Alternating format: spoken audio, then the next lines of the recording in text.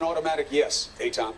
Because we have come to the conclusion, we've been forced to come to the conclusion that this is not a search for truth. It is a chance for Republican members of the House to preen and posture before their most radical, conspiracy-minded constituents.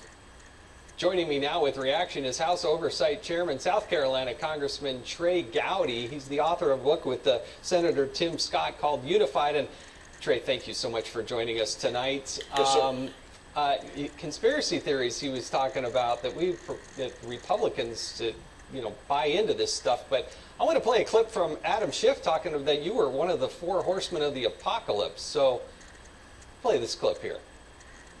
Sadly, here we have all too many members of Congress willing to prostrate themselves before the executive and give him anything he wants. You want to name names? Which members of Congress are in this cult-like group that you're suggesting? Well, you know, the four horsemen of this apocalypse have been Devin Nunes and Trey Gowdy, Mark Meadows, and Jim Jordan. They have been leading the charge, basically to require the Justice Department to give them materials that can be leaked or fed or misrepresented, like the infamous Nunes memorandum, in the service of the president. Interesting comments from Mr. Schiff. Mr. Gowdy, how many times have you met and interacted with Donald Trump?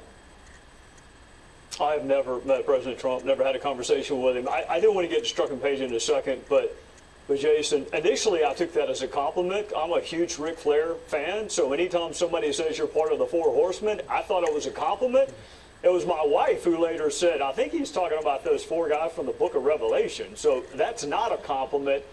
Let me tell you this about Adam. Adam's had a terrible last couple of years. He wanted to be the Attorney General under Hillary Clinton, and no one in the country worked harder to protect her than Adam Schiff. He wanted to be the head of the CIA. He wanted to run for California and run for Senate in the People's Republic of California, but he couldn't win either of those seats. So now he wants to be the chairman of the House Intelligence Committee. Speaking of the apocalypse, Adam Schiff wants to be the chairman of the House Intelligence Committee.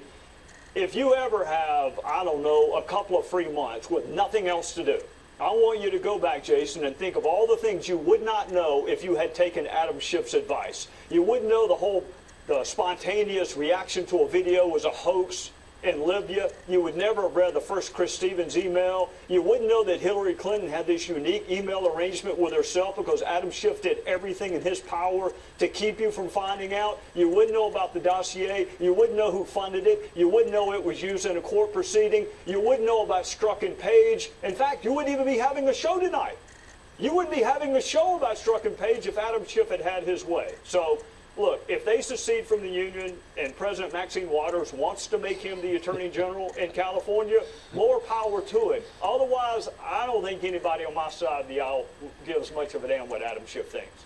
Well, he certainly gets out there and says it a lot, whatever it is he's saying, but he has, I think, misled and misused that position from my own personal vantage point time and time again. Now, coming before you, though, is this Peter Strzok. As I recall, he originally said he would voluntarily testify, that he wanted to get out and tell his story, but then you heard his attorney in that clip say that he may not show up. Well, I'm certainly sorry if anyone hurt his feelings last week during the 13 hours we spent. But the only thing I did was go over what he had written. So if he's offended with things that he wrote. He wrote a lot of texts. There are emails.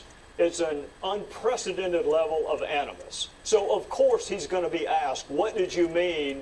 I can't use all of the words on a family-friendly show like yours, but what did you mean by blanking abysmal?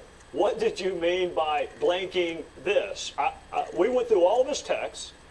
Here's what's important, Jason. He's supposed to be investigating Hillary Clinton for potential violations of the Espionage Act. In March of 2016, when he's supposed to be investigating her, he hadn't even interviewed her yet. He thinks that she should win the presidency 100 million to 0. Jason, she wasn't even a nominee at the time. They didn't even have a Republican nominee at the time. But she's going to win 100 million to 0 in March of 2016, and this according to the guy who's supposed to be dispassionately and objectively interviewing her. Then in July, when the Russia probe started, he is saying terrible things about the very person he's supposed to be objectively investigating. And then we get to the Mueller probe. You know, I mean, he's been on all three. Hillary Clinton, Russia probe, Mueller probe, until they found this text. He's talking about impeachment even before the House Democrats and MSNBC were talking about impeachment.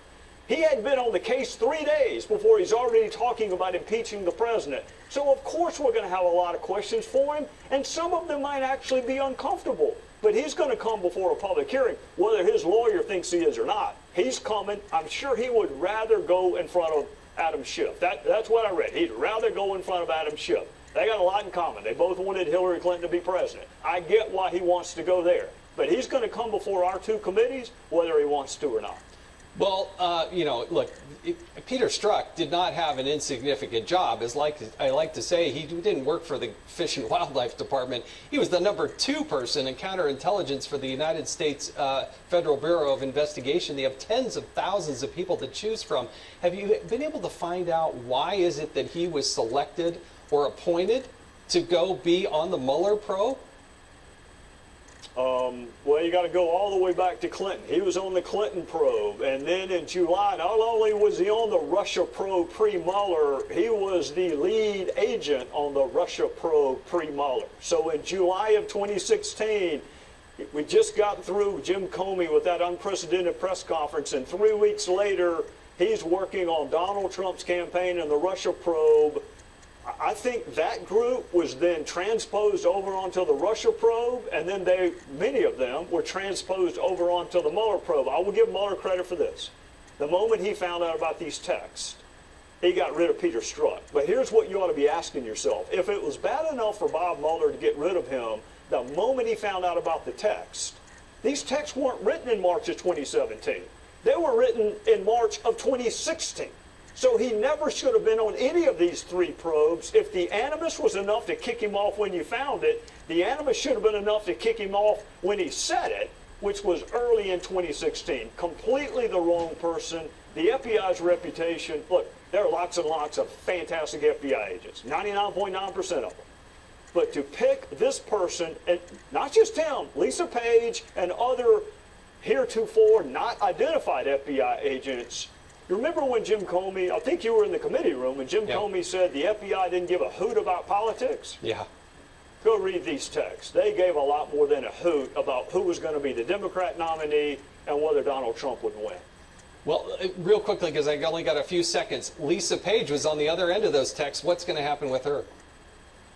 She's coming too. I mean, I heard your guests that were on before me, Jason. I just disagree with them. I think anytime you have a chance to spend 12 hours with a witness, you ought to spend it. I get 5 minutes with Peter Strzok in a public hearing. Yeah. I got 10 hours with him last week. So we're going to interview her, and then I hope we have a public hearing with her. But it's more important to me that all these questions get asked on the record. Talk about, I mean, if you want a serious investigation, pick the 10 hours over the 5 minutes is what I would tell my fellow citizens. Yes, and they need to get the documents from the Department of Justice. Trey Gowdy, thank you so much for